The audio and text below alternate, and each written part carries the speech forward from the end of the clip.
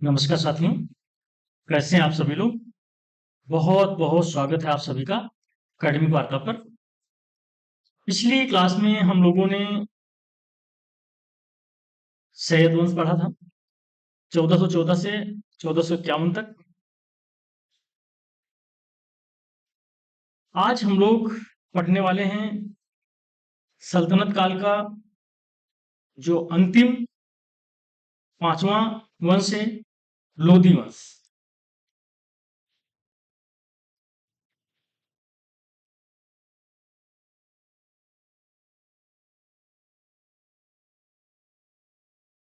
अगर हम लोग लोधी वंश की बात करें तो इसका जो समय पीरियड है वो जो समय काल है 1451 से 1526 तक लोधी वंश चलता है।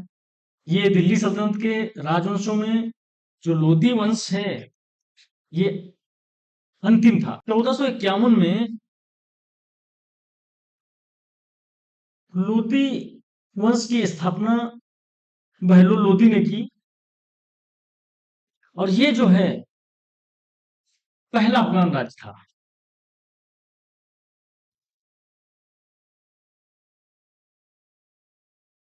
पहला अफगान राज्य था।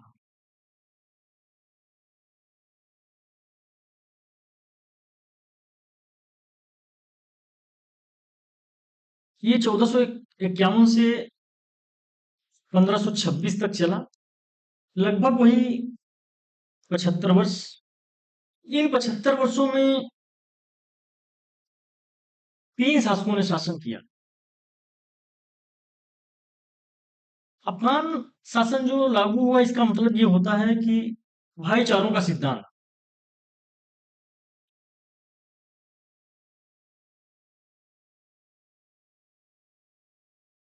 अफगानी शासन लागू किया इसमें। तो सबसे पहले हम लोग देखें तो बहलोल लोधी, बहलोल लोधी। उसके बाद दूसरे नंबर पर सिकंदर लोधी।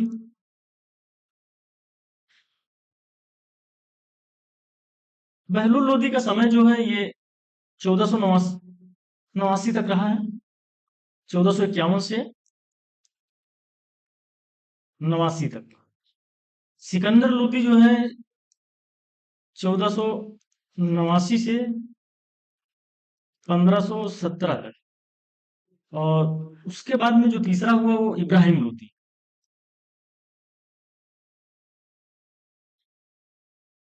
इब्राहिम लोधी ये 1517 से 1526 तक। 1526 में इसी के समय में पानीपत का युद्ध हुआ था। ये इब्राहिम लोदी जो अंतिम शासक था, इसी को मुगल शासक बाबर ने 1526 ईस्वी में पानीपत के युद्ध में पराजित कर भारत में मुगल मुगल सत्ता की स्थापना की। हम लोग सबसे पहले बहलोल लोदी की बात करेंगे। बहलोल लोदी,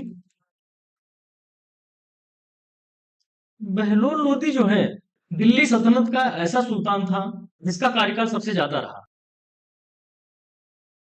बहलोल लोदी दिल्ली सल्तनत का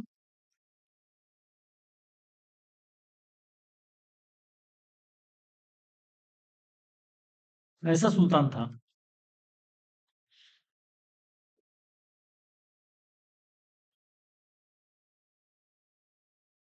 जिसका कार्यकाल सबसे ज्यादा रहा।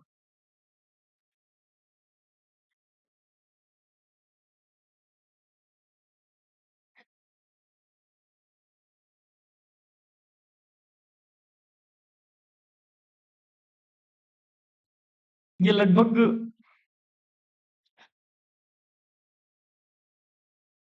38 वर्षों तक।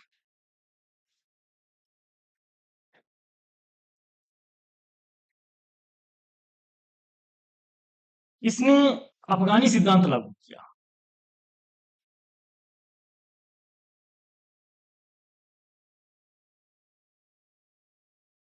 अफगानी सिद्धांत लागू किया।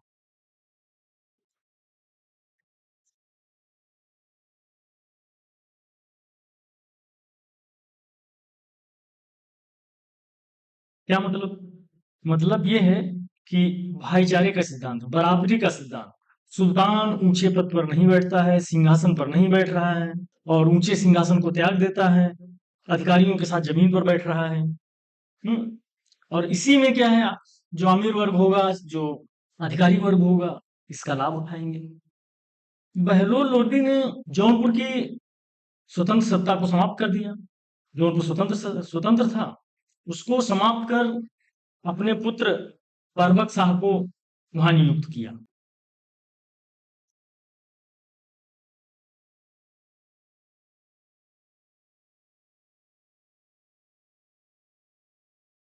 बहलोल लोदी ने जौनपुर की स्वतंत्र सत्ता जो थी,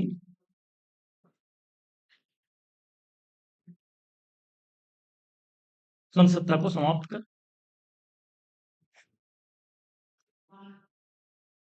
उसने अपने पुत्र को बारबक जो है,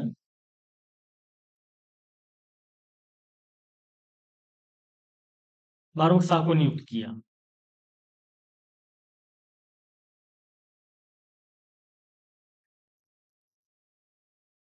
जब बहलोल लोदी दिल्ली की गद्दी पर बैठा, उस समय जौनपुर में सरकी वंश का शासक महमूद शाह का शासन था। अच्छा, इसने जो अफगानी सिद्धांत लागू किया, अब आप सोचें कि ये तीनों भाइयों ने, क्या ये सिकंदर लोदी या इब्राहिम लोदी ने भी अफगानी सिद्धांत लागू किया? नहीं।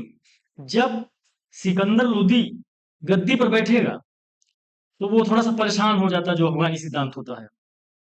कोई किसी को सुनने के लिए तैयार ही नहीं होता, सब कहते हैं सब तो भाई बराबर हैं, बराबरी का सिद्धांत है। उसने कहा भारत में अफगानी सिद्धांत लागू नहीं किया जा सकता है, भारत अफगान नहीं है। तो उसने इस अफगानी सिद्धांत को समाप्त कर दिया था।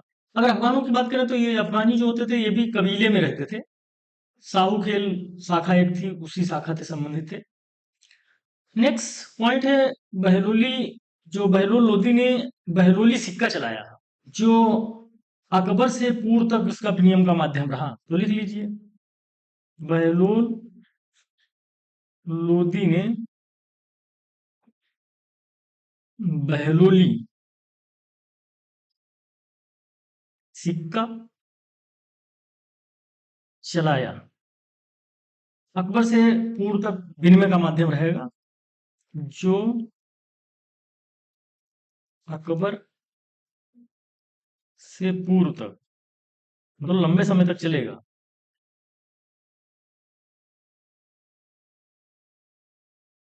विनिमय का माध्यम रहेगा।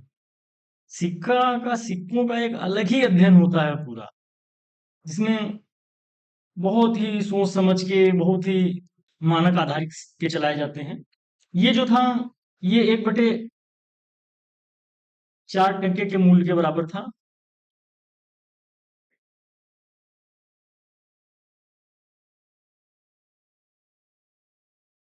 तो ये चांदी का था,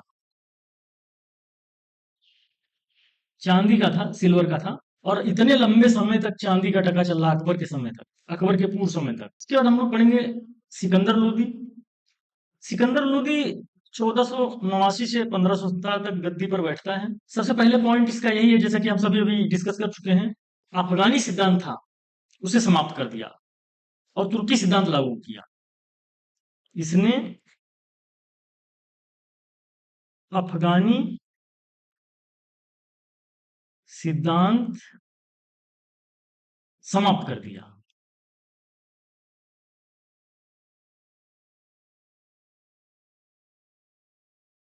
तुर्की सिद्धांत लागू किया। तुर्की सिद्धांत लागू किया। हमने पहले ही बताया, जब ये सिकंदर लोदी गद्दी पर बैठा तो ये परेशान हो गया, भाईचारों के सिद्धांत से परेशान। उसने कहा भारत में अफगानी सिद्धांत लागू नहीं किया जा सकता, क्योंकि भारत अफगान नहीं है। ये प्रश्न पूछा गया है यूजीसी में। सिकंदर लोदी ने कहा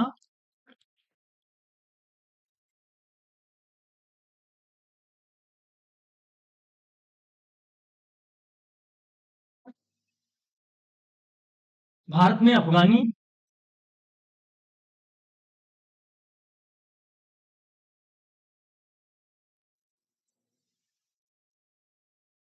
सिद्धांत लागू नहीं किया जा सकता।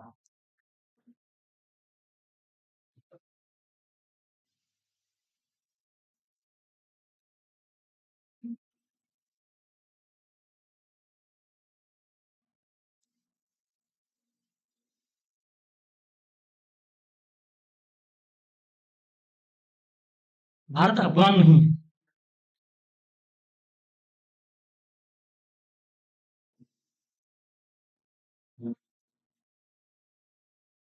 ये यूजीसी में पूछा गया।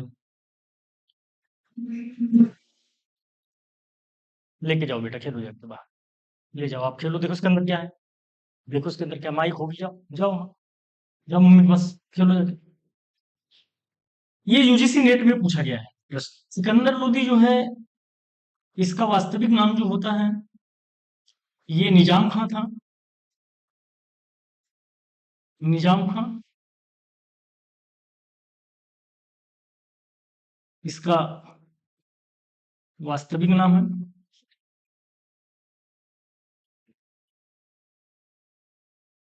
ये जब गद्दी पर बैठता है तो थोड़ा सा बरबक खां फूट फूट काम कर रहा था उस समय जौनपुर में।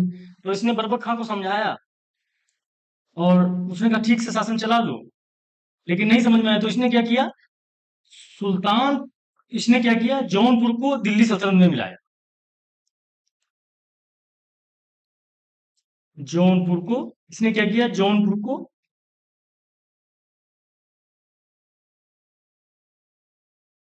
दिल्ली सल्तनत में मिला दिया।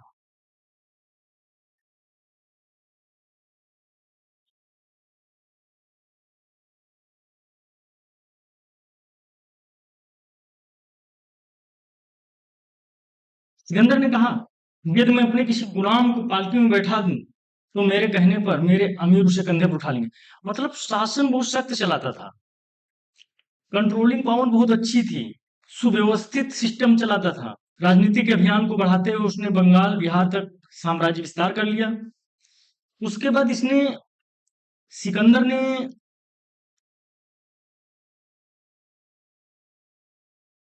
1504 में आगरा शहर की नींव डाली। 1504 में आगरा शहर को बसाया या नींव डाली।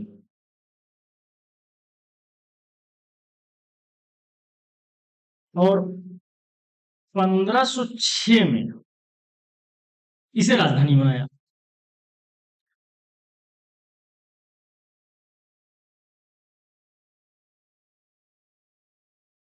सबके अलग अलग मत हैं। कुछ लोग कहते हैं दक्षिण पूर्व की तरफ उसकी निगाहें थी, इसलिए उसने आगरा को राजधानी बनाया, आगरा शहर बसाया। कुछ लोग कहते हैं कि द्वीप पर नियंत्रण स्थापित करने के लिए। कुछ लोग कहते हैं कि राजपूत लोग दिल्ली की ओर बढ़ रहे थे, उनको बढ़ने से रोकने के लिए उसने आगरा शहर बसाया और उसको राजधानी बनाया। इसके साथ साथ उसने और भी अनेक गतिविधियां करी। उसने भूमि मापन के लिए भूमि माप पैमाना बनवाया, गज ए सिकंदरी। गज ए सिकंदरी ये 39 अंगुल का था। 39 अंगुल मतलब में मानक होता है एक, जैसे हम लोग हड़प्पा में पढ़ते थे 16 का मानक चलता था, उसी तरीके से ये 39 अंगुल का एक होता था मानक। ये पूछा गया यूजीसी नेट में, प्रश्न पूछा गया है कि कितने अंगुल का होता था मानक, गज सिकंदरी कितने अंगुल का होता था। इस तरीके से क्वेश्चन आया है, आ चुका है। इसने भूमि मापन करवाई। जब भूमि मापन करवाई तो आप अमूमन सी बात है, अगर कोई भूमि मापन करवाता है कोई शासक तो वो जरूर विद्वान होगा। सिकंदर लोदी शिक्षित था, विद्वान शासक था, उसे फारसी भाषा का ज्ञान था। थोड़ा सा धार्मिक मामले में अगर कहें, धार्मिक मामले में असहिष्णु था।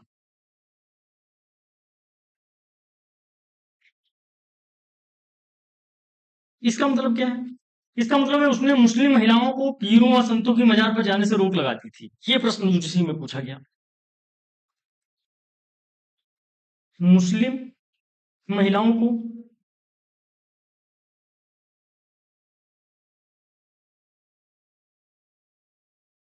पीरों व संतों की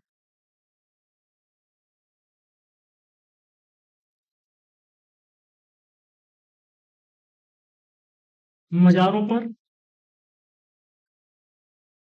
जाने से रोक लगा दी।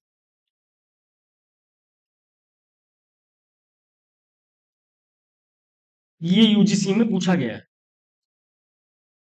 ये हूबहू प्रश्न पूछा गया, मुस्लिम महिलाओं को पीरों व संतों की मजारों पर जाने से किस शासक ने रोक लगवा दी थी? नीचे चार ऑप्शन दिए हुए थे। इस तरीके से क्वेश्चन बनते हैं, यहां से पूरा हूबहू लाइन ही उठा लिया। तो धार्मिक मामले में असहिष्णु था। इसने फरंगे सिकंदरी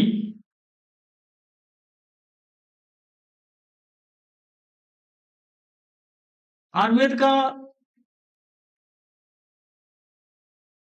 फारसी में अनुवाद करवाया।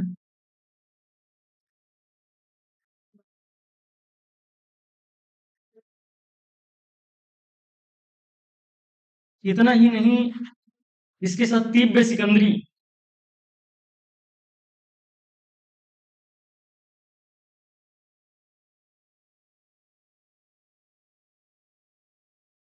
ये औषधि से संबंधित थी।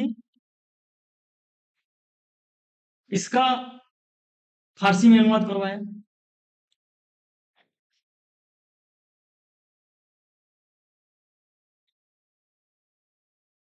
ये भी प्रश्न पूछा गया है, तीव्र सिकंदरी किससे संबंधित था?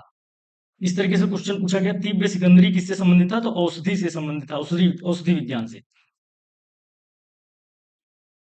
इसके बाद लज्जत सिकंदरी।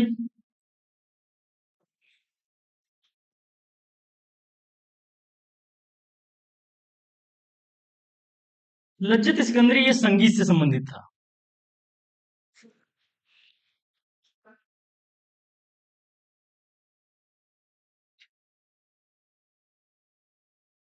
इसका लज्जत सिकंदरी का अनुवाद जो किया है मियां हुआ। इसने दिल्ली में अपने पिता बहलुल लोदी का मकबरा का निर्माण करवाया। मियां कुआं द्वारा 1505 में दिल्ली में मोट की मस्जिद बनवाई गई। इसके साथ साथ वो विभिन्न कार्य संभालते हुए उसे गले की बीमारी हो गई और उसकी मृत्यु हो गई। इसके बाद जो नेक्स्ट शासक है इब्राहिम लोदी। इब्राहिम लोदी 1517 में गद्दी पर बैठता है।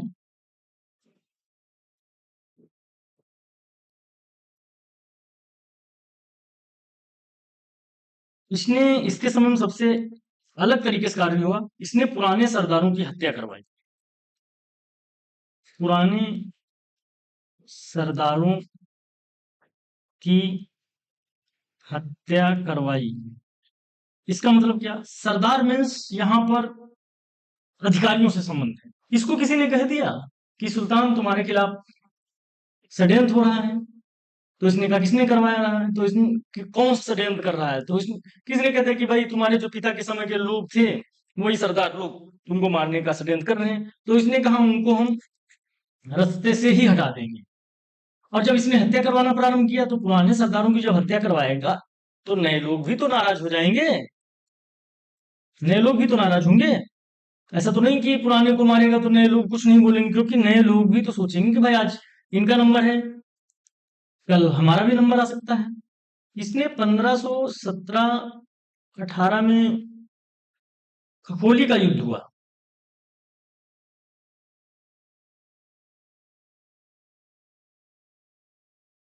खतौली का युद्ध हुआ जिसमें इब्राहिम वर्सेस राणा सांगा। इब्राहिम हार गया, राणा सांगा जीत गया।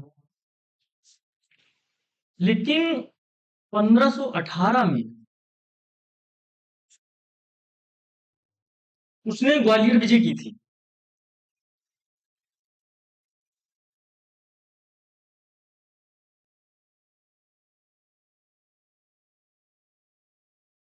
मतलब इसी के समय जो ग्वालियर है इसको अपने साम्राज्य में मिलाया,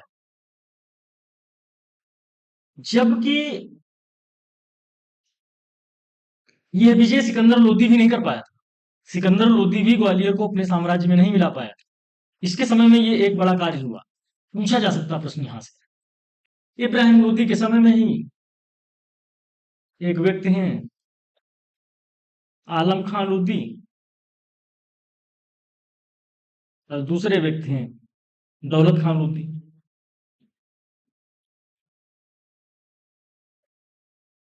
इन दोनों ने मिलकर के बाबर को भारत पर आक्रमण करने का न्योता दिया। बाबर को भारत में बाबर को भारत पर आक्रमण करने का न्योता दिया।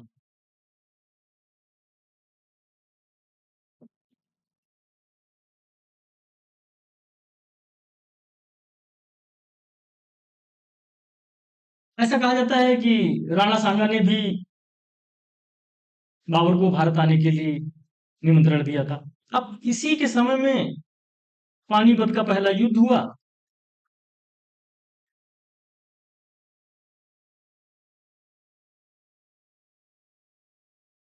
1526 में,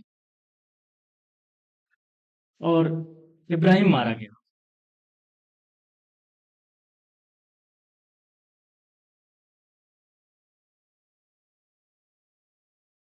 ये एक ऐसा मात्र सुल्तान है जो युद्ध स्थल में मारा गया। बाकी सुल्तानों ने या तो अपनी मौत से मरे हैं या फिर उनकी हत्या करी गई। यह एक ऐसा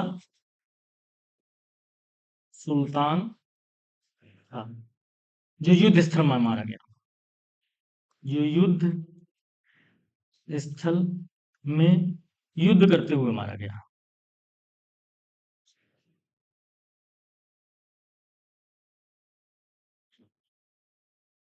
मतलब सल्तनत काल में जो हम 5 राजवंश पढ़ते हैं उसमें सभी सुल्तान या तो उनकी हत्या करी गई या फिर उनको मार दिया गया, लेकिन युद्ध में मात्र इब्राहिम एक ऐसा सुल्तान था जो युद्ध स्थल में मारा गया। तो यहाँ तक तो सल्तनत काल का राजनीतिक इतिहास लगभग समाप्त हो गया।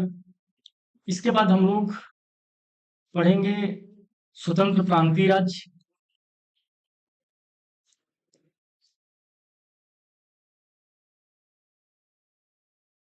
उसके बाद हम लोग मुगल काल पढ़ेंगे।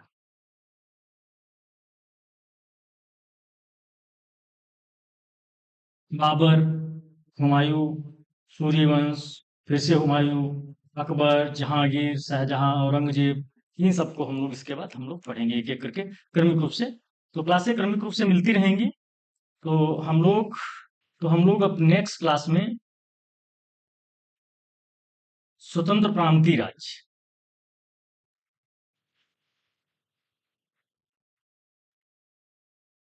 स्वतंत्र प्रांतीय राज्य में हम लोग पढ़ेंगे मालवा है, गुजरात है, जौनपुर है, मेवाड़ है, बंगाल है, कश्मीर।